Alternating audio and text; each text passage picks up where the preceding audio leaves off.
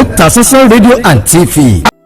Gbajúmọ̀ sọ̀rọ̀sọ̀rọ̀ lórí ayélujára màmá Esabod ó ti ṣàpèjúwe ìṣẹ̀lẹ̀ ẹ̀sùn olè tí wọ́n fi kan Lizzy Anjorin gẹ́gẹ́ bí ohun tí ojú wa tójú rí nínú fídíò kan tí màmá Esabod gbé jáde lọ́jọ́ ìṣẹ́gun Tuesday ló ti ní ìṣẹ̀lẹ̀ tó ṣẹlẹ̀ sí Lizzy kò ṣẹ̀yìn àwọn ènìyàn tí wọ́n jọ wà nínú Facebook fracas. Màmá Esabod kò ṣàìdárúkọ Iyabo gẹ́gẹ́ bí ọ̀kan lára àwọn tí wọ́n jọ wà nínú Facebook fracas.